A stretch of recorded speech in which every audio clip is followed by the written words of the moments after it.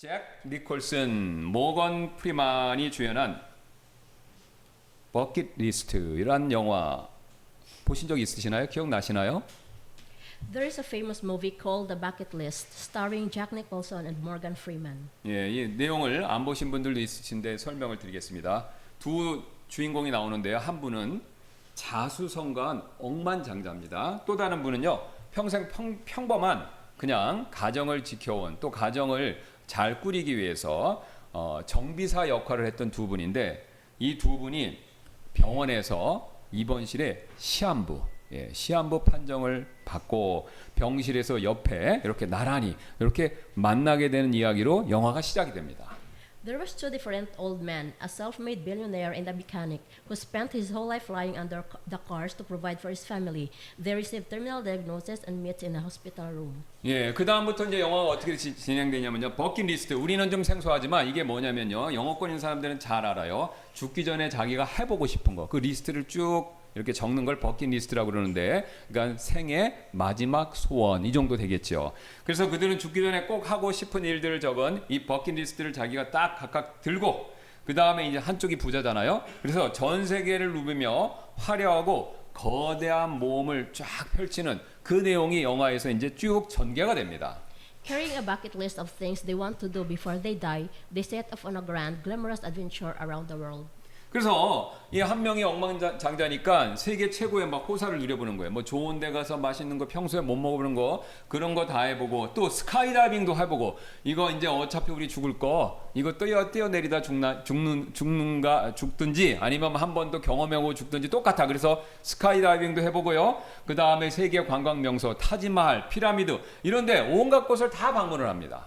Enjoy the world's finest luxuries, go skydiving and visit the Taj Mahal and the pyramids. 그래서 이제 영화의 마지막 순간이 돼서 이분들이 이제 시간이 지나면서 시한부니까요. 이제 결국은 인생의 마지막 카운트다운이 시작되었었을 때 이분들이 마지막으로 마침내 발걸음을 옮긴 종착지는요. 화려한 자기들이 지금까지 다녔던 화려한 관광지가 아니었습니다. But at the end of the movie, when life's real countdown began, the destination they finally walked toward was not a dazzling tourist spot. 이 세상 좋은 곳 다 다니고 다 먹어봤는데요. 허전한 게 있는 거예요. 그래서 내 인생의 마지막을 뭘로 채울까 그랬는데 이 억만장자 노인은요. 오랫동안 절연하고 살았던 자기 딸을 찾아갑니다. 그리고 딸이 낳았던 그 외손녀를 보면서요. 서로 화해하고 그 딸에게 뽀뽀를 해주는 장면. 그렇게 그게 억만장자의 마지막 모습이 되고요. The old billionaire goes to the daughter he had been estranged for years, reconciles with her in tears, and kisses the granddaughter in the cheek. 그리고 반대편에 그 소박했던 정비사 노인분은요. 자신이 평소에 항상 가족과 보냈던 그 식탁. 거기를 여행 중에 늘 그리워했는데 자신의 그 식탁으로 마지막으로 돌아가는 모습으로 영화가 마무리가 됩니다. And the old mechanic returned to his family table he had missed so dearly. 온 세상을 다 두루 다녔던 그들이 인생의 마지막 순간에 선택한 행선지, 최종 목적지는요. 결국 사랑하는 사람들이 있는 곳, 즉 내 존재의 의미가 있는 곳, 그런 곳이었다라는 것이죠. The destination they chose at the very last moment of their lives, after all, was the place where their most beloved ones were. That is, the place where the meaning of their existence was. 여러분 그래서요 우리가 사람이요 평소에도 그렇고 인생의 마지막이 되면 더 그렇습니다. 어디 가고 싶습니까? 라고 할 때 그 가고자 하는 장소에요 그 사람의 마음이 드러난다라는 거죠. In the same way, you can know a person's heart by looking at where he longs to go. 즉 여러 해 동안 꿈꾸며 나 거기 가고 싶다라고 되뇌었던 곳 그것이 어딘가를 보면요 그 사람이 결국은 그동안 무엇을 위해서 살아왔는가라는 것이 저절로 드러난다 이 뜻이죠. Look at where a person's steps keep turning, the place that he dreams of for years, saying, I want to go there, and you will see what he is living for. 여러분 같은 원리로 오늘 사도 바울도 꼭 그러했습니다. The Apostle Paul into this passage was just a such man. 지금 사도 바울은요 고린도에서 이 로마서 서신서를 쓰고 있는데요. 그는요 인생의 지금 후반부에 인생의 지는 후반부에 서 있었습니다.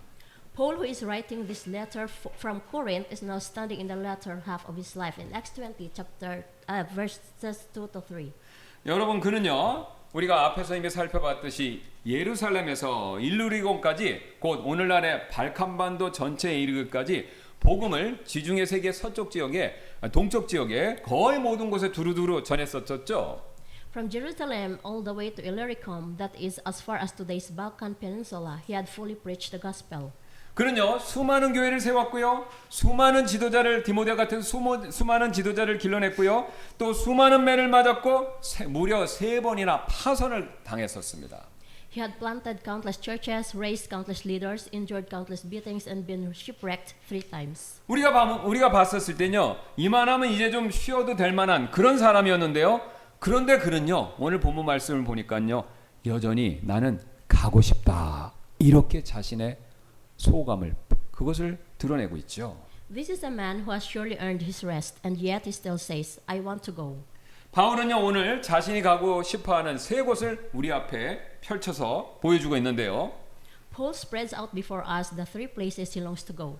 흥미로운 것은요 이 3도시가 우리가 뒤에서 살펴보겠지만요 그 당시 지중해 세계에서 정말 끝에서 끝입니다. 서로 멀리 떨어져 있지만요 바울의 마음속에는요 그 멀리 떨어져 있는 3도시가 하나의 목적으로 서로 끈끈하게 연결되어 있었다라는 것이죠.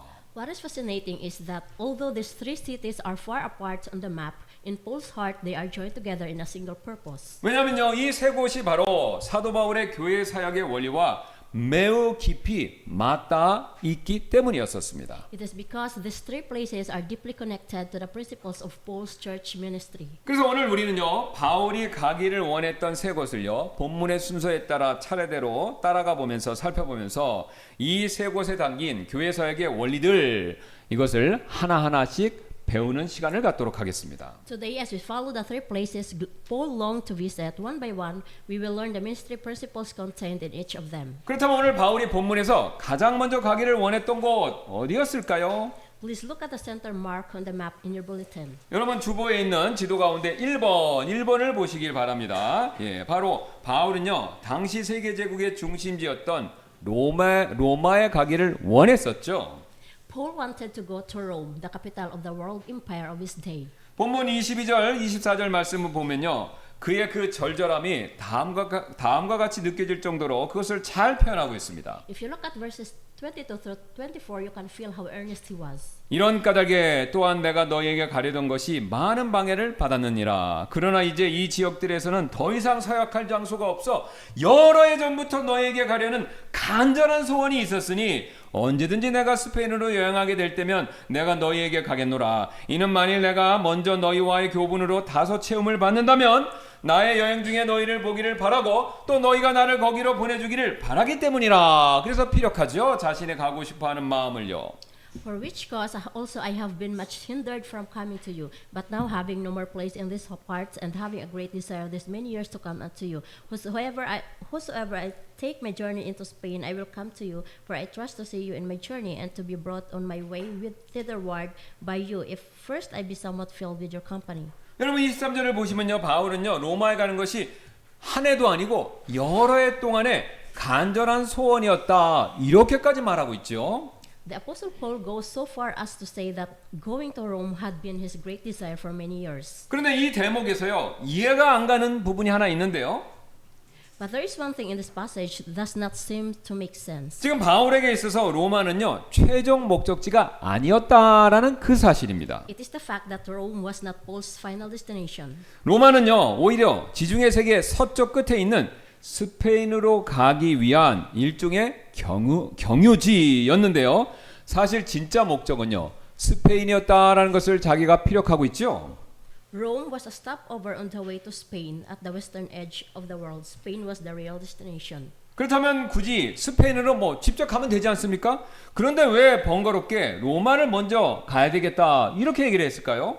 Then why did he go out of his way to pass through Rome when he could have sailed straight to the Spain? 그 이유를 알기 위해서 우리가 바울이 선택한 한 단어를 주목할 필요가 있습니다. To find a reason, we must pay attention to Paul's choice of words. 지금 24절에서 바울은요 너희가 나를 거기로 보내주기를 바란다 이렇게 말씀하고 있죠. 이렇게 적고 있죠. In verse 24, Paul writes that he hopes to be brought on my way thitherward by you.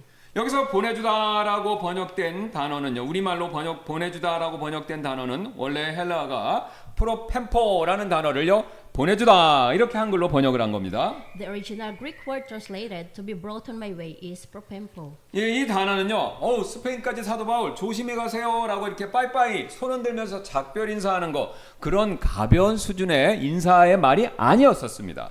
This is not a light word for waving goodbye and saying, have a safe trip to Spain. 여러분 이 초대교회에서 프로펜포 보내주다라는 이 말은요 매우 묵직한 의미를 지니고 있는 사실 선교 전문 용어에 해당이 되었습니다. In the early church, propempo was a missionary term loaded with weighty meaning. 여러분 우리처럼 요즘에 선교사를 새로운 사역지로 파송할 때 우리가 선교사님 파송하는 분은 모시면 어떡하죠? 주로 우리가 기도로 돕는 거. 근데 그 정도 의미가 아니었다라는 거죠. When a missionary was sent out to a new field, it did not mean helping with prayer alone.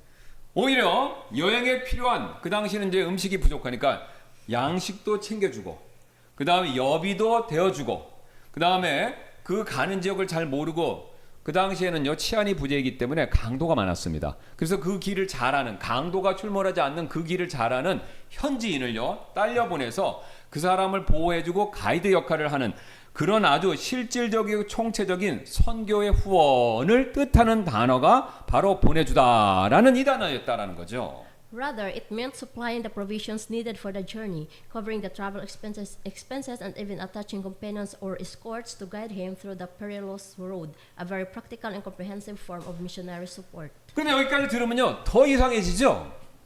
But when we hear this, it becomes even more strange. 여러분 바울은요 로마 교회를요 그 위대한 바울 사도가 개척하지 않은 교회가 어느 교회냐면요 바로 로마 교회였습니다. 그리고요 자신의 소감대로 한 번도 가본 적도 없는 교회가 로마 교회였다라는 거죠.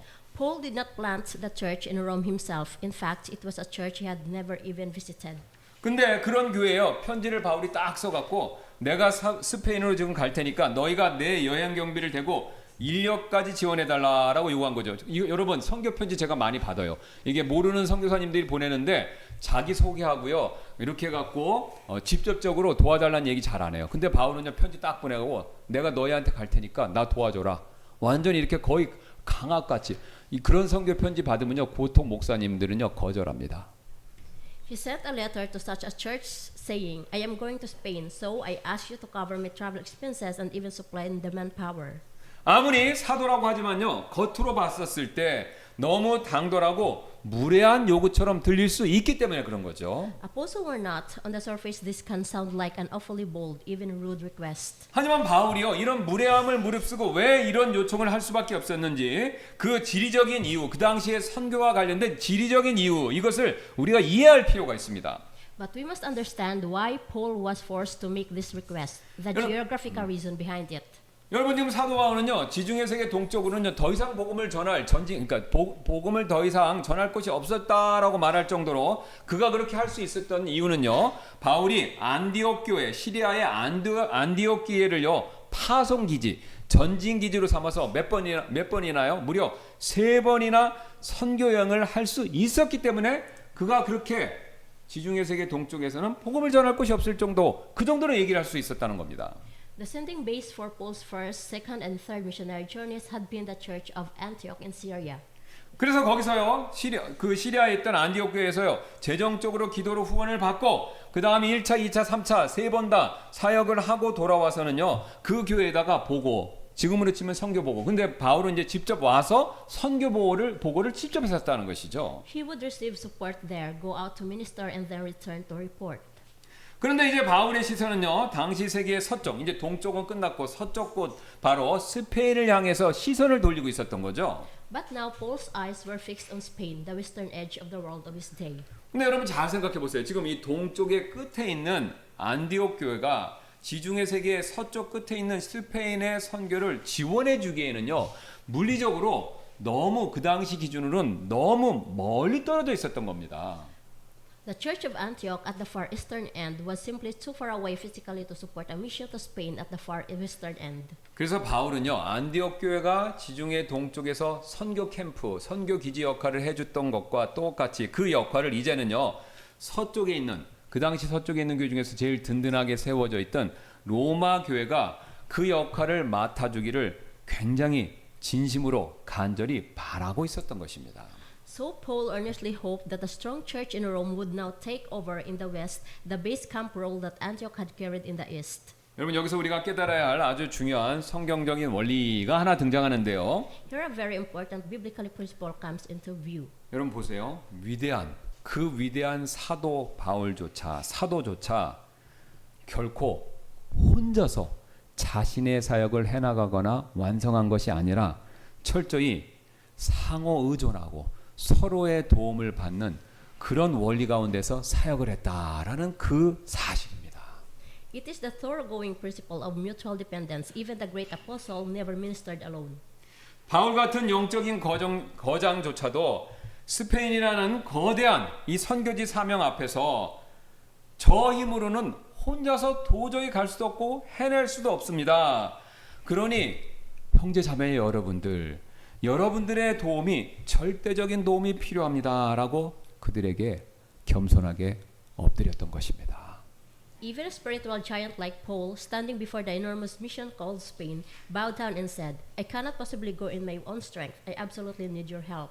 여러분 그 위대한 바울은요 자기가 영웅이 아니다라는 사실을 잘 알고 있었습니다. Paul knew all too well that he was not a hero. 여러분 사실 우리가 하나님 일을 하는 데 있어서요 독불 장군은 없습니다. In truth, there are no lone rangers in the work of God. 여러분 이 원리 몸에 비유해서 한번 생각해 보시기 바랍니다. 여러분 우리 심장 한번 생각해 보세요. Let me illustrate this principle with our own bodies. Think of the hearts for a moment. 여러분 심장은요 우리 몸에서 가장 강한 근육을 갖고 있죠. 그래서 이 심장이 온몸으로 피를 이렇게 한번 수축할 때마다 피를 강하게 뿜어내지만 이게 심장 자기 혼자 힘만으로는요 이 펌프질하는 일을요 완벽하게 감당할 수 없다라는 것이 현대과학이 그것을 이미 밝혀냈습니다. The heart pumps blood powerfully throughout the body, yet it cannot carry out that work by its own strength alone. 여러분 보세요. 심장이 펌프질하면요 심장 위쪽으로는 잘 올라가요. 근데 이게 한 바퀴 돌고 밑으로 내려가죠. 그러면 피가 중력을 거슬려서 밑으로 내려가지 않습니까? 그러면 다리로 이 하체로 내려간 피가요 중력을 거슬러서 다시 심장으로 올라와야 돼요. 근데 그 심장에 올려면요 밑에서 한 번 더 강하게 밀어주는 힘이 필요하다라는 게 이게 요새 드러난 사실입니다. For the blood that has gone down to the toes to rise back up to the heart against gravity, it needs a strong push from below. 그래서 그 역할을 해주는 또 다른 그 역할을 해주는 지체가 발견됐는데요. 그게 바로 뭐냐면요. 종아리 근육이라고 합니다. That role belongs to the calf muscles. 그래서 우리가 특히 앉아있지 않고요. 이렇게 걸을 때마다 이 종아리 근육이 수축하면서 다리 하체에 있는 피를 밀어서 올려주기 때문에요. 의사분들은요. 종아리를 제2의 심장 이렇게 부른다고 합니다.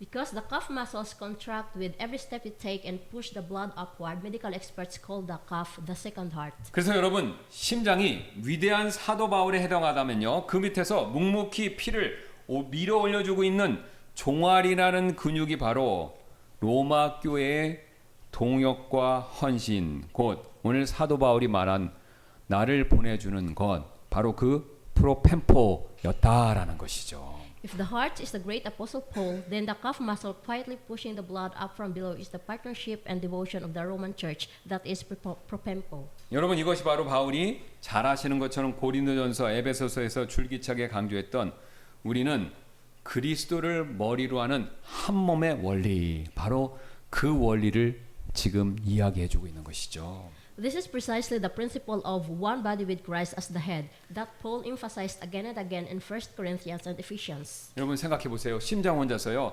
나는 종아리 근육 따위는 필요 없어라고 그렇게 말할 수 없잖아요. 지금 그게 다 사실로 드러났듯이 바울 역시 나는 하나님의 특별한 계시를 받고 기적도 행할 수 있는 사도니까 로마 교회 성도들 도움 없이 얼마든지 땅 끝까지 혼자 갈 수 있다. 그렇게 착각하지 않았다라는 거죠.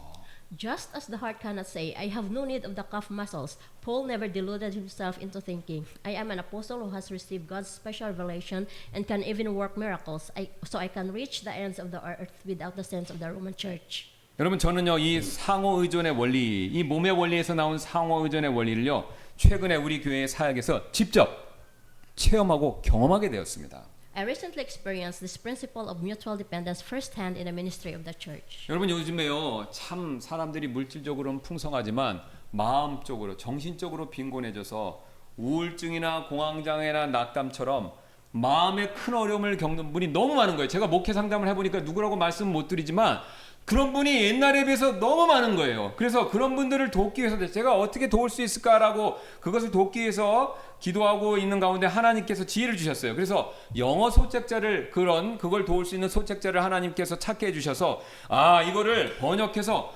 보급해야 되겠다. 이것을 구상을 하게 되었었습니다. It was when I envisioned a minister of translating and distributing English booklets to help those going through the struggles of the hearts, such as depression, panic disorder, and discouragement. 그런데 여러분 이게 150권이 넘으니까요. 야 이거 필요한데 해야 하는데 하면서도요. 기도만 하고 있었을 뿐 사실 도무지 진전이 잘 되지 않았었습니다. 왜냐면요. 이게 혼자 감당하기에는요. 할 일이 너무 많은 거예요. 그래서 엄두가 안 나서 기도만 하고 그러고 있었던 것이죠. When I was praying alone, saying, "This is no needed. Someone must do this," there was no progress at all. I simply could not dare the courage to carry it alone. 그런데 제가 우연히 이런 내용을 교제 가운데 어떤 분하고 교제 가운데 말씀을 드렸더니 그 한 성도분이 헌신을 해주면서 그 헌신이 이것을 할 수 있는 기폭제 역할을 했습니다. But then the devotion of one church member became the catalyst. 그런데요 신기한 일이 벌어졌어요. 그분이 자발적으로 나서 주시니까요 마치 종아리 근육이 피를 밀어 올리듯이 이 사역이 조금씩 힘을 받으면서 앞으로 나가기 시작했다라는 거죠. When that member stepped forward voluntarily, strength began to flow into the ministry, just like the calf muscle pushing the blood upward. 그것이 마중 나오는 물이 되어서 다른 성도분들도 지금 현재 함께 돕고 후원하고 기도해 주시면서 결국 그 사역을요 힘있게 시작할 수 있게 되었습니다. It became the priming water, and as other members joined in helping and supporting, the ministry was finally able to begin with real strength. 여러분 이것이 바로요 하나님의 교회를 디자인하시고 일하시는 방식이 됩니다. 심장과 종아리 근육이 철저하게 연결되어서 우리의 몸의 생명을 유지하듯이 우리 교회에 있는 사소한 사역이라고 하더라도요 혼자서 하는 것이 아니라 서로 보이지 않게 유기적으로 연결되었기 때문에 그 유기적인 연결이 잘 될 때 하나님의 사역이 본격적으로 잘 진행될 수 있다라는 것이죠. This is exactly how God designed the church, just as the heart and the calf muscles are thoroughly connected to sustain life. 그래서 저는 여러분께 아주 실천적인 도전을 드리고 싶은데요. 오늘 이 시간 So I want to set before you a very practical challenge. 여러분 우리 교회에 필요한 사역들이 참 많이 있죠. 그런데 그 사역 중 가운데 하나를 정해서 이건 내가 혼자 해야겠다 그렇게만 생각하지 마시고요. 내가 내 마음이 통하고 나하고 스타일이 비슷한 그런 지체가 있다면요. 그 지체와 함께 짝을 이뤄서 한번 해봐야겠다 이 생각을 한번 해보시기 바랍니다. This week, choose one ministry in our church and take it on together, not alone, but paired with a brother or sister beside you. 여러분 교회 청소도 좋고요. 식사 준비도 좋고요. 설거지도 좋고요. 또 누군가를 위한 중보기도도 좋습니다. 나 혼자만 해야 되겠다 그 생각에서 멈추지 마시고요. 다른 지체하고 함께 내가 하나님의 일, 교회에 필요한 일들을 감당해 봐야 되겠다 이 생각을 한번 꼭 해보시기 바랍니다. It may be cleaning the church, preparing a meal, washing dishes, or interceding for someone in prayer. 여러분 나 혼자 영웅처럼 모든 짐을 지고 혼자 끙끙대는 것이 아니라요. 로마 교회의 도움을 청했던 바울처럼 서로 의존하면서 서로 도우면서 그 사역을 감당하는 바로 그 방법 말입니다. Do not try to pull it off alone like a hero. Carry it in mutual dependence, as Paul did when he asked the Roman church for help. 여러분 보세요. 바울은요. 안디옥에서 서로 돕는 이 상호 의존의 원리를 통해서요. 큰 사역의 성과를 냈습니다. 그래서 같은 원리로 로마에서도 그렇게 하려고 하고요. 그래서 성경이 정확하게 기록하진 않지만 어쨌든 바울은 로마에서 가서 로마의 복음을 전한 걸로 그렇게 기록되어 있습니다. 똑같습니다. 동일하게 우리가 서로 상호의 원리를 통해서 서로 조금씩이라도 돕는다면요. 우리 교회에서 해야 될 사역들 그것들이 더 원활하게 진행이 될 것이고 그 결과 우리 교회는요. 보다 건강하고 힘 있는 교회가 될 줄로 믿습니다. Like Paul, when we begin to serve not as me alone, but as us together, every minister of our church will come alive and our church will grow all the healthier. 지금까지 우리는요 바울의 첫 번째 목적지인 이 로마라는 장소를 통해서 상호 의존의 원리 이것을 살펴봤는데요. 여기서 이야기가 갑자기 극적으로 또 이렇게 방향이 확 바뀌게 되는데요. So far, we have seen the principle of mutual dependence through Paul's first destinations, 지금- Rome. But 네. here the story takes a dramatic turn. 지금 바울은요 지리적인 관점에 봤었을 때 이 두 번째 장소는요 완전히 모순되는 행동을 보여주고 있습니다. For Paul does something geographically contradictory. 지금 바울의 최종 목적지는요 서쪽 끝에 있는 스페인이지 않습니까? Think about it. Paul's final goal is Spain at the western edge. 그리고 방금 서쪽에 있는 그 로마 교회에 후원을 요청하는 편지까지 다 써서 보내고 있는 거고요. He has just finished writing a letter asking the church in Rome in the west for support. 여러분 보세요. 그러면요 스페인 가기 위해서 도와달라고 바울이 로마에 있는 교회에 지금 현재 편지를 쓰고 있죠. 그러면 어떻게 됩니까? 상식적으로 서둘러서 서쪽으로 가는 배를 타고 떠나야 되죠. 그게 맞죠? In common sense says he should now rush aboard on a ship heading west. 그런데 바울은요 이 시점에서 서쪽이 아니라요 정반대 로마하고는 정반대인 동쪽으로 그것도 수백 킬로미터를 내가 걸어서 정반대의 장소를 먼저 가야 되겠다 이렇게 얘기를 합니다. But instead of going west, Paul turns his back on Rome and declares that he will travel hundreds of kilometers in the exact opposite direction to the east. 예, 주어 있는 지도의 오른쪽에 있는 2번 표시 여기를 봐주시기 바랍니다. Please look at a mark on the right side of the map in your bulletin. 예, 지금 당장 바울은요 로마나 스페인이 아니라 예루살렘을 가기를 원한다 이렇게 말씀하고 있습니다. Right now, Paul wanted to go to Jerusalem. 지금 25절, 27절이 그 사실을 이렇게 분명히 명백하게 보여주고 있는데요.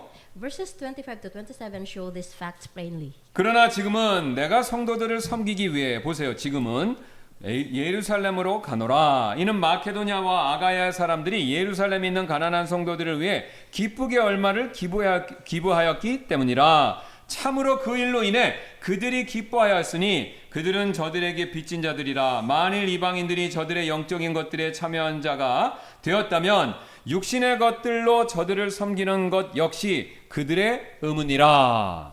But now I go unto Jerusalem to minister unto the saints, for it hath pleased them of Macedonia and Achaia to make a certain contribution for the poor saints which are at Jerusalem. It hath pleased them verily, and their debtors they are. For if the Gentiles have been made partakers of their spiritual things, their duty is also to minister unto them in carnal things. 지금 바울이 예루살렘으로 먼저 가겠다라고 말한 표면적인 이유는요 굉장히 명백한데요. The surface reason Paul headed for Jerusalem is clear.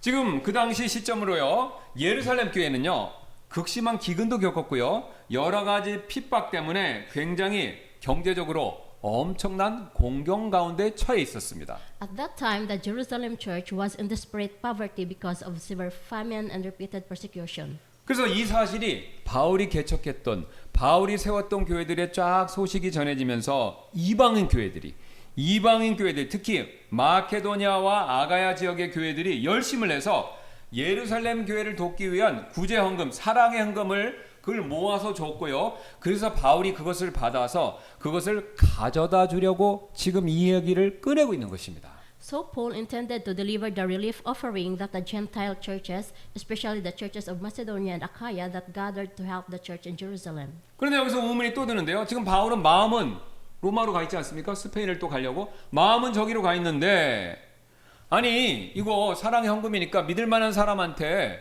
맡겨갖고 예루살렘 보내고 자기는 빨리 배 타고 가면 되는데 그렇게 하지를 않는다는 거죠. 굳이 갈 필요가 없는데도 자기가 가겠다 그러는 겁니다. But here a question arises. Did Paul really need to go in person? 여러분 우리가 효율적인 면을 생각해 본다면요. 앞에서 말씀드린 것처럼 믿을 만한 사람, 디모데나 이런 사람들한테 마가나 이런 사람들한테 헌금을 맡겨서 보내고 자기는 스페인 갈 준비를 하는 것이 훨씬 더 효과적인, 효율적인 선교 방법 아니겠습니까? Would it not have been far more efficient to entrust the offering to some reliable person and rush to Rome to prepare for Spain? 게다가 지금요 바울이 이미 선교했던 지역에는요 바울이 유대인들을 대적하고 할례를 금지해서 구원을 못 받게 한다라는 유대인 신앙에 배척된다라는 소문이 확 돌았습니다. 그래서 바울 가는 곳마다 어떻게 했죠? 죽이려고 그랬죠. 그런데 예루살렘에 지금 유대인들이 본거지 아닙니까? 그럼 거기 가면 바울 오기만 하면 가만 안 둬. 이 소문이 이미 확 돌고 있는데 굳이 자기 죽이려고 하는 그 예루살렘에 굳이 자기가 거기를 가겠다라는 겁니다. In addition, Jerusalem was a perilous place, teeming with Jews who wanted Paul dead. So why would he go himself? 바로 이 지점에 이 부분에 바울의 두 번째 소원이 가진 핵심, 그 핵심이 이 부분에 드러나고 있습니다. Right at that point lies the heart of Paul's second desire.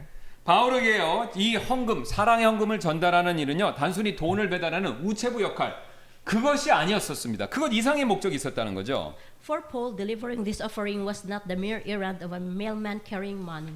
여러분, 우리가 지금까지 살펴봤듯이 이 유대인하고 이방인은요, 하나가 되기가 너무 어렵지 않습니까?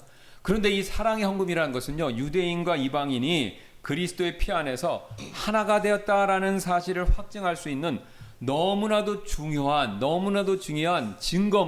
증거물이었기 때문에 이걸 예루살렘 교회에 전해주면서 봐라, 우리가 개나 돼지 취급하는 이방인들이 복음을 믿고 하나님 안에서 하나가 되지 않았냐, 이거를 전달하기 위해서, 그거를 보여주기 위해서 굳이 가겠다라고 했던 것입니다.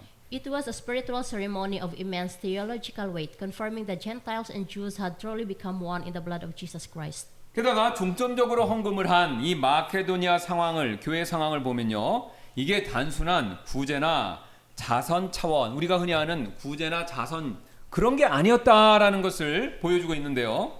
Moreover, when you look at the situation of the Macedonian churches that gave, you can see this was no ordinary act of relief or charity. 여러분, 고린도후서 8장에서 시간 돼서 가서 보시면요, 거기엔요, 마케도니아 교회들이요, 극심한 가난 가운데에서도 헌금을 했다, 이렇게 얘기를 합니다. Scripture records that the Macedonian churches gave even out of their deep poverty in 2 Corinthians chapter 8. 가난한 사람이요, 지금 당장 더 큰 어려움을 겪고 있는 또 다른 가난한 사람을 도왔다라는 이 뜻입니다. The poor were helping the poorer. 그래서 지금 바울은요, 이 헌금을요, 내가 쓰고 남는 걸 불쌍한 마음에서 주는 것, 이렇게 지금 이 사랑의 헌금을 그런 식으로 표현하고 있는 것이 아닙니다. That is why Paul never described this offering as pity that tosses one's leftovers to the unfortunate. 단순히 불쌍해서 주머니에 있는 것, 남는 걸 꺼내주는 것이 아니다라는 것을 보여주기 위해서 바울은요, 아주 독특한 단어를 쓰는데요, 바로 27절에 등장하는 빚진 자, 이 말을 사용하고 있습니다. For this, Paul uses a very striking word, the word debtors in verse 27. 지금 바울은요, 이방인 교회들이 예루살렘 교회를 향해서 마땅히 빚을 갚아야 하는 채무, 빚진 자들이다라고 이렇게 선언하고 있는 것인데요. Paul declares outright that the Gentile churches are those who owe a debt that are bound to repay to the church in Jerusalem. 여러분, 이게 무슨 뜻입니까? 실제로 이방인들이 예루살렘 사람들에게 돈이라도 빌려 써서 빚 갚으라, 그 의미로 빚진 자다, 이렇게 얘기하고 있는 것인가요? Beloved, what does this mean? Had the Gentiles over-borrowed money from the people of Jerusalem? 그건 아니죠. 그러면 그렇다면 왜 빚을 졌다, 바울이 왜 빚을 졌다 이렇게 표현할까요? Surely not. So why does he say they were in debt? 여러분, 이것은요, 금전적인 물질적인 빚이 아니라 영적인 빚, 이것을 의미하기 때문에 이것을 보여주기 위해서 빚진 자다, 이렇게 바울이 얘기한 것이죠. Because this was not a financial debt but a spiritual one. 여러분, 우리도 포함돼서 마찬가지인데요, 바울 시대도 마찬가지입니다. 이방인들이요, 누구를 통해서 구원의 복음을 들었습니까? 유대인들이죠. Think about it. Through whom did the Gentiles hear the gospel of salvation? Through the Jews. 하나님께서는요, 유대인이라는 통로를 통해서 메시아이신 예수 그리스도를 보내주셨고, 또 유대인들을 통해서 성경의 약속들을 전해주었죠.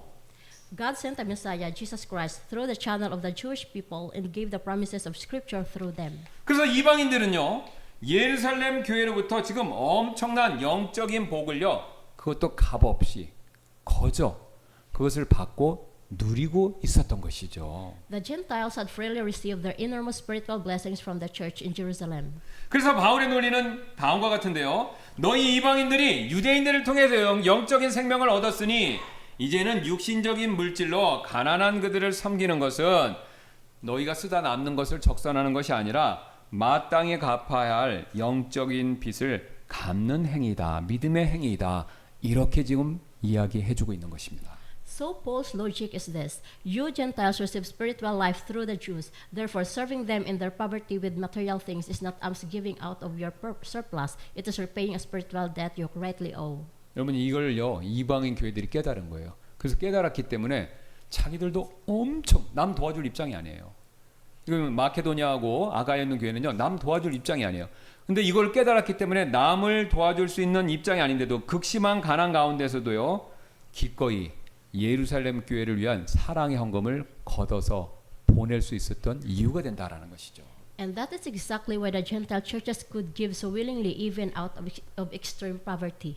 자신이요 얼마나 영적으로 파산한 채무자였는가 이것을요 깨닫고 오히려 예루살렘을 통해서 흘러온 복음으로 말미암아 이제는 자신들이 물질적으로는 가난하지만 하나님이 주신 영적인 복으로 인해서 우리가 얼마나 부유하게 되었는가 이걸 마음속 깊이 깨달았기 때문에 이 어려운 결단을 낼 수 있었던 겁니다. Because they realized how bankrupt they had been as spiritual debtors and what staggering riches they had gained through the gospel that flowed to them through Jerusalem. 여러분 은혜가 무엇인지 진짜 제대로 깨달은 것입니다.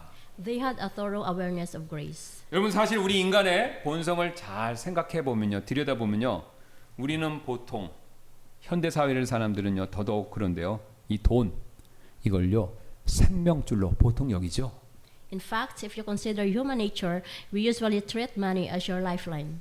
여러분 실제로 기부해 주는 거, 이 기부해 주는 실태 조사를 통계적으로 보면요, 부유할수록 소득 대비 헌금이나 구제 비율이 높은 게 아니라 낮다고 합니다. Generally, the surveys on giving shows that the wealthier people are, the lower the percentage of income they give. 여러분 이건 무엇을 보여주고 있습니까? 가진 것이 사람이 많아지면요, 많아질수록 내가 더 가져야 되겠다라는요 그 방어 기제가 우리 마음 안에서 더 처음엔 안 그랬는데 강하게 작동한다라는 겁니다. The more we have, the more firstly the instinct to clutch it operates. 여러분 그래서요 인간의 타락한 본성은요 결코 스스로 남에게 베푸는 관대함, 이 관대함이요 스스로 생길 수가 없습니다. Fallen human nature can never become generous on its own. 왜냐하면요 돈과 소유, 기타 등등을요 나의 정체성으로 여기고 내 삶의 가장 중요한 안전판으로 여기기 때문에 그렇습니다. For it makes money and possessions its identity and its surest safety net. 그렇다면 우리가요 이 죄된 본성을 어떻게 거슬러서 오늘 사도 바울이 얘기했던 것처럼 참된 나눔 이것을 실천할 수 있을까요? Then how can we go against the stingy nature and practice true giving? 여러분 그 근본적인 힘을요 고린도서 8장 9절이 다음과 같이 잘 보여주고 있습니다.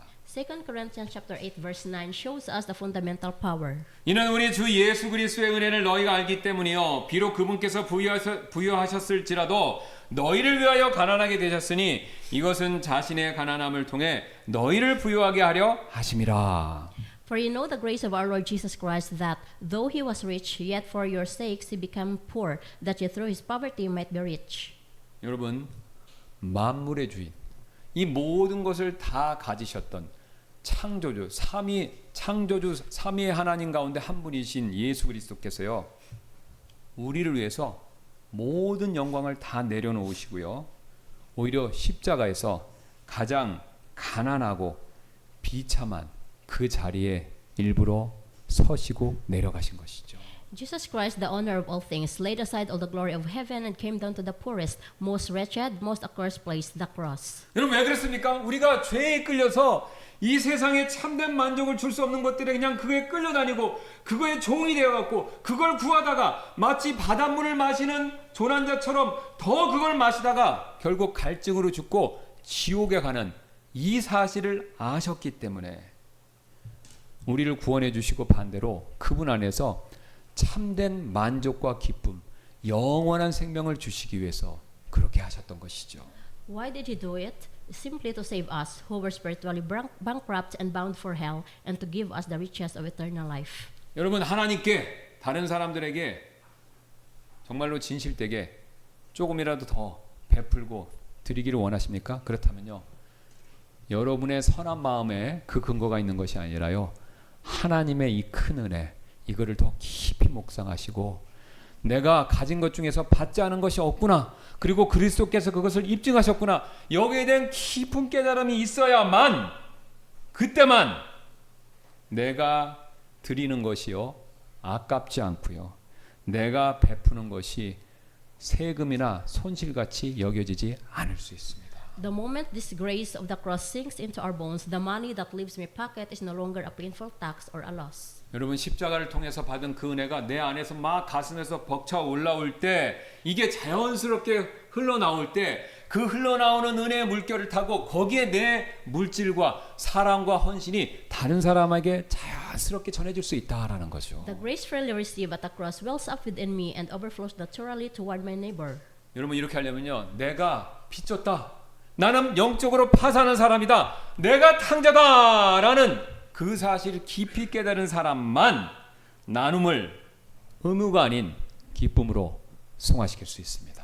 In other words, only the one who has realized his own spiritual debt can turn giving from a duty into a joy. 여러분 이것이 세상의 기부 문화하고요. 성경적인 헌금과 구제가 갖는 결정적인 서로 넘어올 수 없는 차이점입니다. This is the decisive difference between the world's culture of charity and biblical giving. 여러분 세상의 기부는요. 내 선함, 내 착함 아니면 내 여유를 증명하는 도구로 사용될 수 있죠. 그렇죠. 내가 여유가 있어야 주는 거지. 내가 뭐 궁핍한데 줄 수 있는 사람 몇 명이나 있습니까? The world's charity can be a tool for proving my goodness and my abundance. 그러나 여러분 성경의 헌금과 구제는요. 내가 얼마나 철저히 은혜의 빚진 자인가 이것을요 깨닫고 고백하는 일종의 신앙 행위다라는 것이죠. But biblical giving is a profound act of faith, confessing how utterly indebted to grace I am. 그래서 저는요 이 시간 여러분에게 이런 영적 도전을 한 가지를 제안하는데요. So let me propose the spiritual challenge to you. 여러분 오늘 꼭 집에 가셔서요 백지 한 장 딱 꺼내서요 내가 내 믿음의 분량대로 하나님께 내가 거저받았다라고 생각되는 거 있으면요 한번 다 써보세요. 한번 생각나는 대로 한번 다 적어보시기 바랍니다. Take out a blank sheet of paper and write down one by one the things you have freely received from the Lord. 여러분이 구원받은 그리스도인이 맞다면요 생명이나 건강이나 구원이나 지금까지 삶에서 하나님이 함께 해주셨던 은혜들 이거 적으면 적을수록요 여러분의 기억력이 살아나면 살아날수록요 그 종이가 모자랄 것입니다. The life, the health, the salvation, you will probably run out of paper. 그리고 이번 달에요 내가 누군가를 돕거나 또 하나님 앞에 헌물을 드릴 때 그 드림과 나눔에요 이렇게 한번 써보세요. 헌금 봉투 같은 데다가 하나님이 주신 은혜의 그 빛을 갚아드리는 기쁨 이렇게 한번 내가 하나님께 받은 것에 대해서 기쁨으로 드린다 이렇게 한번 이름표를 붙여보시고 한번 그런 마음으로 여러분이 헌금과 구제의 손길을 여러분의 이웃에게 펼쳐보시기 바랍니다. And this month, when you help someone or bring an offering, attach this label to your giving and sharing, the joy of repaying a debt. 여러분 우리가 그렇게 하면요 형편이 지금 조금 빠듯하다고 하더라도요 그 빠듯함 속에서 드리고 나눌 때 오늘 예루살렘으로 향했던 바울의 마음과 같은 마음이 될 줄로 믿습니다. Even if things are a little tight, when we give and share in the midst of that tightness, our hearts will become like Paul's hearts as he headed for Jerusalem. 여러분 보세요. 지금 바울은요 도움을 받으러 로마에 가기를 원했고요 이번에는요 도움을 주러 예루살렘에 가기를 원했죠. Paul wanted to go to Rome to receive help and to Jerusalem to give help. 그리고 이제 그가 진정으로 향하던 마지막 목적지가 하나 남아 있는데요. And now one final destination remains, the place he was truly heading toward. 여러분 주보에 있는 지도의 세 번째 왼쪽에 세 번째죠. It is the mark on the left side of the map in your bulletin. 예, 바로 바울은요 스페인에 가기를 그토록 원했다라는 거죠. Paul wanted to go to Spain. 28절 29절이 그 사실을 보여주는데요. 그러므로 내가 이 일을 수행하고 이 열매를 봉인하여 그들에게 준 후에 너희에게 들려서 스페인으로 가리라. 또 내가 확신하노니 내가 너희에게 갈 때 내가 그리스도의 복음에 충만한 복을 가지고 가리라. 이렇게 밝히죠.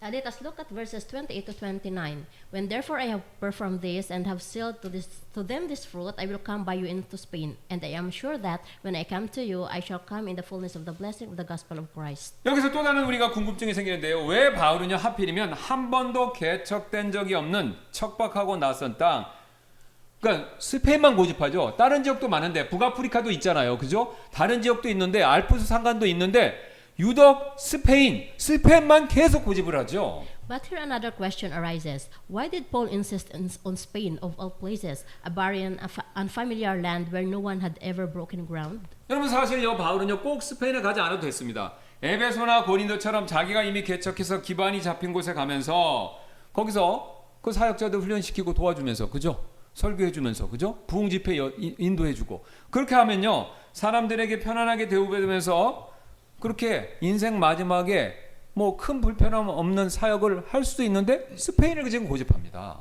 He could have gone to places like Ephesus or Corinth fields. He himself had already pioneered and ministered there in comfort, welcomed and honored by the people. 바울이 스페인을 갈망했던 이유가 오늘 본문 바로 앞에 20절에서 명백하게 드러나고 있죠. The reason Paul longed for Spain is stated plainly in verse 20, just before our passage. 예, 바울은요 앞에서 20절에서 이미 이렇게 고백하지 않았습니까? 내가 복음을 선포하려고 힘썼으나 그리스도의 이름을 부르는 곳에서는 선포하지 않았으니 이것은 내가 다른 사람의 기초 위에 건축하지 아니하려 함이라라고요. Paul confesses, Yea, so have I strived to preach the gospel, not where Christ was named, lest I should build upon another man's foundation. 여러분 뭡니까? 이미 복음이 들어간 지역엔 거긴 더 이상 안 간다는 거예요. 복음이 전혀 안 들어간 곳 거기로만 가겠다는 거죠. 우리가 이미 지난 시간에 살펴봤던 바울은요 거룩한 선교에 대한 거룩한 야망을 갖고 있었던 겁니다. This was Paul's holy ambition. 즉 누군가가 이미 복음의 털을 닦아놓은 곳에서는요 거기서 내가 편안하게 안주하면서 그냥 나중에 인생의 말년에 편안한 사역을 하겠다 이거를 철저하게 거부했던 것이죠. He utterly refused to settle down comfortably where someone else had already laid the foundation of the gospel. 즉 영적으로 예수 그리스도의 복음을 듣지 못한 칠흑 같은 어두움, 지난번에 말씀드렸던 지하갱도 같은 곳, 거기에 십자가의 빛을 비추고자 하는 갈망, 그 갈망이요 자기도 모르게 자기를 스페인으로 이끌었던 원동력이었던 것입니다. His one longing was to shine the lights of the cross on people sitting in pitch black spiritual darkness in unreached lands where the name of Jesus Christ had never once been heard, and that longing was the mighty engine that drove Paul towards Spain. 그래서 성경엔 더 이상 나오지 않으면요 초대교회 교부들이 쓴 글에 보면요 바울이 스페인으로 갔다 그런 얘기가 있습니다. 그래서 성경을 연구하는 분들은요 야 바울이 이 사람 보통 사람 아니기 때문에 그가 하나님이 만약에 결국 로마에서 죽지 않습니까? 그런데 하나님이 허락하셨으면 바울이 스페인에서만 머무는 게 아니라 지금의 프랑스에 해당하는 갈리아를 거쳐서 이미 영국도 시저에 의해서 그 당시에요 로마의 지배하에 있었어요. 이 사람 영국까지 갔을 거다 이렇게까지 추정을 합니다. 성경 연구하는 분들이요. That is why one Bible scholar even suggests that if God had permitted it, Paul might have pressed on through Gaul, which now is France, all the way to Britain. 근데 여러분 현실은요. 우리의 이런 바람과 항상 다르죠. 미개척지 이거 뜨거운 마음에서 가고 싶지만요. 현실은요. 결국 수많은 방해물과 장애물 그리고 핍박, 목숨을 담보할 수 없는 그런 위험이 도사린 곳이 그게 미개척지 아닙니까? But reality does not mean always match our wishes. An unreached land means, in the end, a land crouching with obstacles, hindrances, and persecution. 실제로 바울 자신도 스페인에 가기를 원했지만 로마를 거쳐 스페인 가기를 원했는데 로마조차도 여러 번 길이 막혔다. 22절에서 고백을 하고 있습니다. Indeed, Paul himself confesses in verse 22 that his way had been blocked many times. 그런데도 바울이요. 이 모든 장애물을 뚫고 갈 수 있었던 동력은 무엇이었습니까? 바로 그의 열정입니다. 꺼지지 않는 열정 그게 있었기 때문에 그는 계속 가기를 원했죠. What was the power that carried Paul through all these obstacles? It was passion. 여러분 여기서 우리는요 흥분하고 성경이 말하는 진정한 열정 이것을 두 가지를 꼭 반드시 구별할 필요가 있습니다. But here we must carefully distinguish between excitement and true passion. 우리가 신앙생활하면서 은혜 받았다라고 할 때요 그것이 바울과 같은 열정이 아니라 단순한 감정적인 흥분에 그치는 경우가 사실 많이 있습니다. When we say we have received grace in our walk of faith, it is often not passion but more excitement. 여러분 이런 거죠. 막 기도 많이 했는데 응답받아요. 그럼 마음 기쁘지 않습니까? 아니면 우리는 그렇게는 안 하지만 눈물 콧물 쏟는 어떤 집회, 은혜의 집회, 부흥 집회 이런 데 갔다 와요. 그러면요 우리 마음이 막 뜨거우면서 선교에도 헌신하고 물질로도 헌신하고 그런 우리의 감정 상태가 될 때가 있죠. I mean that emotional high that boils up like a kettle when circumstances are favorable, when a prayer is answered, or when we come home from a tear-soaked revival meeting. 근데 여러분 이게 단순한 열정인지 아니, 이게 진짜 열정인지 아니면 단순한 내 마음의 감정적인 흥분인지 쉽게 구별하는 법이 있습니다. 바울이 스페인으로 가려고 했을 때 겪었던 그런 장애물 그런 거 장애물 만나거나요 아니면 내가 기도했는데 눈앞에 그 성과가 드러나지 않으면요 금세 식어버리면요 여러분 이건 진정한 열정이 아니라 단순한 내 감정의 흥분에 그쳤던 것일 가능성이 매우 높습니다. That kind of excitement cools off quickly the moment a great obstacle appears on the road to Spain or visible results do not come right away. 여러분 오늘 바울이 가졌던 진정한 열정은요 그런 감정적인 그렇게 상황에 따라 흔들리는 감정적인 요동이 아니다라는 것입니다. But a passion Paul had was not that kind of emotional turbulence. 환경이 있지만 환경에 연연하지 않고 묵묵하게 밀고 나가는 확고한信년 이게 바로 바울이 말하는 선교의 열정이다라는 거죠. It was a firm convictions that pressed steadily on, unswayed by circumstances. 그렇다면 바울은요 이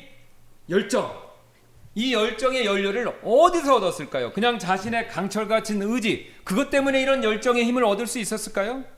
Then where was the fuel supplied for this unquenchable passion of Paul's towards Spain? Was it his own iron willpower? 여러분 여기서 굉장히 중요한 사실을 우리는 생각해 보셔야 되는데요. 만약 자신의 의지나 지금까지 사역의 성과에 따라서 바울의 그 열정의 동력이 거기에 기인했다면요. 여러분 사실 바울은요. 넘어지고 무너져도 그 앞에서 벌써 수없이 넘어졌어야만 되는 사람이었습니다. Certainly not. If he had tried to draw his power from his own will or from ministry results, Paul also have fluttered and collapsed countless times. 여러분 바울의 그 선교의 열정은요. 인간 자기 자신이 만드는 의지의 산물이 아니다라는 해답이 29절에 드러나 있죠. The answer is in verse 29. 보세요. 내가 확신하노니 내가 너에게 갈 때 보세요. 내가 그리스도의 복음에 보세요. 충만한 복을 가지고 가리라. 그리스도의 복음에 이미 다 구원받았잖아요, 이 사람들. 그런데 그리스도의 복음에 충만한 복을 가지고 가리라. 또 다른 복을 얘기를 합니다. 구원받은 사람한테 또 다른 복이 있는 거예요. 그 충만한 복을 가지고 가리라 이렇게 얘기하죠. And I am sure that when I come to you, I shall come in the fullness of the blessing of the gospel of Christ. 즉 스스로 억지로 쥐어떼는 것이 아니었다라는 것이 바울의 열정이라는 거죠. The fuel of Paul's passion was not something he squeezed out of himself by force. 즉 바울이 여기서 밝힌 그리스도의 복음이 주는 충만한 복 그걸 자기가 이미 느낀 거예요. 그 복을 누렸기 때문에 그 힘으로 자기는 지금까지 복음 전도의 선교의 사역을 감당할 수 있었다. 이렇게 고백하고 내가 가서 그것을 같이 누리자. 이렇게 얘기하는 거죠. It was the fullness of the blessing of the gospel of Christ given from above, from God. That was the fuel. 여러분 그 그리스도의 복음의 충만한 복음요. 십자가의 은혜에 깊이 뿌리 박혀서 우리 마음에 이미 들어와 있고요. 이것을 우리가 믿고 의지하고 간구할 때 하나님께서 거저주시는 바로 그 복입니다. His roots went down deep, not into what he was or what he could do, but into the grace of the cross that Jesus had already accomplished. 여러분 그렇습니다. 우리가 그리스도인으로서의 정체성 그리고 내 사역의 가치를요. 내가 스페인에서 몇 명 전도할 거냐 거기 가서 교회를 몇 개 세울 거냐 눈에 보이는 성과에 의지하고 거기에 우리의 근거를 두면요. 문이 막히고 실패할 때마다 우리는요. 주저앉을 수밖에 없습니다. If my identity and worth hang on visible results, how many people I led to Christ in Spain, how many churches I planted, then every time the door closes and I fail, I can only collapse. 여러분 바울은요. 자신의 가치 또 자신의 인정받는 일을요. 이미 십자가 안에서 하나님께서 다 주시고 완전히 이루셨다라는 것을요. 확신했기 때문에 그 어떤 어려움과 고난이 있다 하더라도요. 그의 열정이 식지 않고 지금 인생의 마지막을요.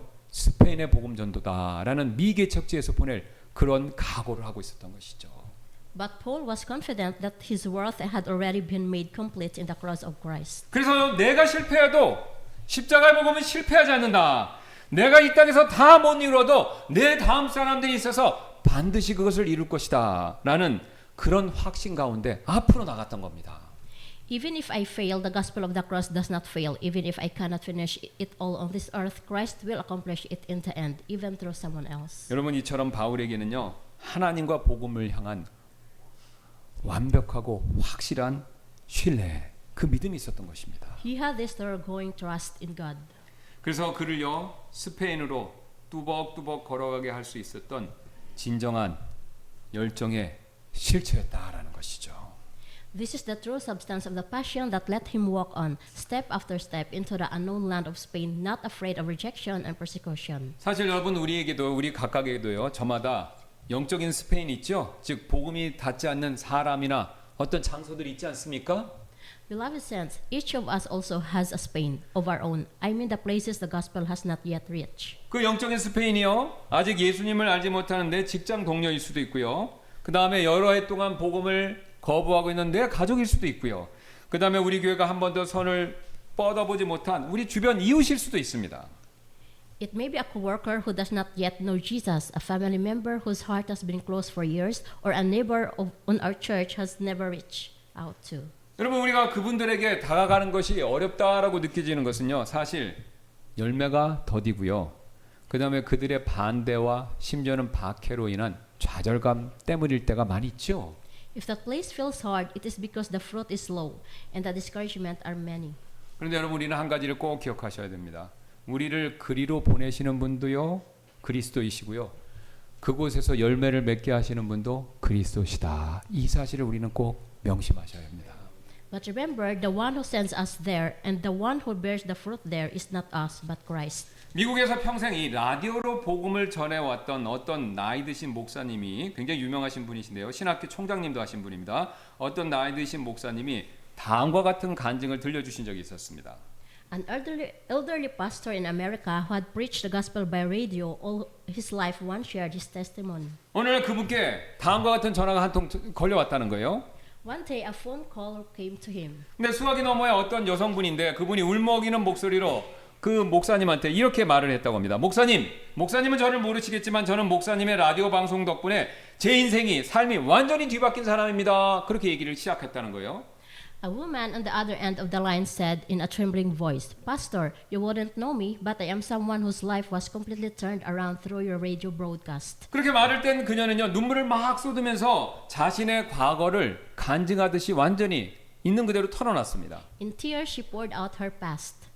저는 제 인생을 완전히 망쳐버린 패배자였습니다. 삶의 막다른 골목에 서 있었죠. 2번의 낙태를 경험했고 남편과 새 아이들을 둔 채 가족을 버리고 도망쳤습니다. 제게 소중했던 모든 것을 제 손으로 전부 부수고 허물어 버렸던 것입니다. I was a failure who had utterly ruined my life. I was standing at a dead end. I had gone through 2 abortions and I had abandoned my husband and 3 children and run away. With my own hands, I had smashed everything that was precious to me. 더 이상 잃을 것도 내려갈 것도 없다고 느꼈을 때 저는 권총 한 자루를 샀습니다. 그리고 싸구려 모텔 방을 구해 들어갔습니다. When I felt there was nothing left to lose and nowhere lower to fall, I bought a pistol and I checked into a cheap motel room. 그래서 이 목사님이 얘기를 쭉 들으니까 마음에 막 속이 타들어갔던 거예요. 그래서 수화기 넘어 통곡 섞인 목소리에서 그 끔찍했던 밤의 절망과 고통이 그대로 수화기를 통해서 이 목사님 마음에 그대로 전해졌기 때문에 들으면서 막 침을 꿀꺽꿀꺽 삼켰던 겁니다. As the pastor listened, his heart burned within him. Through the sobbing voice of the line, the despair and agony of the terrible night came through unfiltered. 그 여인이 말을 이렇게 이었는데요. 침대 모퉁이에 걸터 앉아 권총을 입안 깊숙이 밀어 넣었습니다. 바로 그 순간 갑자기 모텔 방에 있는 라디오의 알람이 켜지더니 음악이 흘러나왔고 이어서 목사님의 목소리가 들리기 시작했습니다. The woman continued, said, I sat in the corner of the bed and pushed the pistol deep into my mouth. At that very moment, the radio alarm in the motel room suddenly switched on. Music began to play, and then your voice came through. 앞서 그 방에 투숙했던 어떤 투숙객이 알람을 그 방송에 맞춰 두었던 것 같습니다. 저는 물고 있던 총을 천천히 빼내고 멍하니 목사님의 방송을 들었습니다. Apparently, whoever had stayed in that room before me had set the alarm to your station. I slowly drew the gun out of my mouth and listened, dazed at the broadcast. 그리고 문득 다음과 같은 사실을 깨달았습니다. 제가 여기서 살든지 죽든지 내 앞길에는 오직 하나님의 심판밖에 남아있지 않구나. 이 사실을 깨닫게 되었습니다. And then it struck me, whether I lived or died, nothing lay ahead of me but the judgment of God. 저는 총을 내려놓고 침대 밑에 즉시로 무릎을 꿇고 주 예수 그리스도께서 저를 구원해 달라고 울부짖으며 간청해 기도를 드렸습니다. I laid the gun down, knelt beside the bed, and cried out to the Lord Jesus Christ to save me. 전화를 끊은 목사님의 눈가에는 눈물이 맺혔는데요. 왜냐하면 한 영혼을 살리시는 하나님의 이 완벽한 타이밍과 복음의 그 능력 앞에 압도되었기 때문이었습니다. When the pastor hung up, tears welled in his eyes, for he was overwhelmed before the perfect timing of God who saves a soul and the power of the gospel. 이 목사님은 나이도 많이 드시고 유명하신 분이기 때문에 평생 사역하면서 이런 질문을 자주 받으셨다고 하는데요. 목사님, 이제 연세도 있으신데 은퇴는 언제 하시나요? 라고요. Throughout his ministry, this pastor was often asked, Pastor, you're getting old now. When will you retire? 그럴 때마다 그 목사님이 이렇게 대답하셨다고 합니다. 절대로 멈추지 않습니다. 나이가 들어 사역의 규모와 제 위치나 자리를 줄여야 할 때는 오겠지만 복음의 기쁜 소식을 전하는 일만큼은 제 숨이 다하는 날까지 멈추지 않을 것입니다. 방금 그 복음이 한 여인의 입에서 권총을 빼내고 생명을 살렸는데 제가 어떻게 이 일을 멈출 수 있겠습니까? Each time the pastor answered like this, I will never stop. The day will come when age forces me to scale back my ministry and my role, but a work of proclaiming the good news of the gospel will not stop until my last breath. The gospel just pulled a pistol out of the woman's mouth and saved her life. How could I ever quit this work? 여러분 오늘 사도 바울의 심정이 바로 이 목사님의 심정과 똑같지 않았겠습니까? Beloved, was not the heart of the apostle Paul exactly the heart of this pastor? 여러분 복음이 지닌 생명의 능력, 잃어버린 자를 살리는 그 생명의 능력을요 두 눈으로 직접 목도한 사람은요 이 복음을 전하는 일요 멈출 수가 없습니다. The one who has seen with his own eyes the life-giving power of the gospel can never stop. 그래서 바울은요 인생의 마지막 순간에 그토록 간절히 원했던 바울의 리스트의 내용은요 온전히 하나님의 영광과 이웃의 구원으로 그렇게 가득 그의 삶의 마지막 리스트를 채웠던 것이죠. That is why the list that Paul so desperately longed for at the end of his life was filled entirely with the glory of God and the salvation of his neighbors. 그렇다면 만약 누군가가 지금 여러분의 마음속 깊은 곳에 있는 영적 버킷리스트를 들여다볼 수 있다면 그 여러분의 리스트의 가장 꼭대기에는 과연 무엇이 또 누구의 이름이 지금 기록되어 있습니까? Then if someone were to quietly look into the spiritual bucket list deep inside you right now, what and whose name would be written in the very top of that list? 여러분의 성공입니까? 여러분의 지위입니까? 여러분의 명성입니까? 아니면 복음이 필요한 사람들의 그 잃어버린 사람들의 이름입니까? Is it my success or is it the gospel? 어쩌면 그 버킷리스트야말로 지금 내 삶의 왕좌에 누가 앉아 있는지 내가 진짜로 예배하는 대상이 누구인가를요 가장 정확하게 폭로하는 투명한 거울이 될 수 있다라는 것이죠. Perhaps that bucket list is the transparent mirror that most accurately exposes who sits on the throne of my life and whom I truly worship.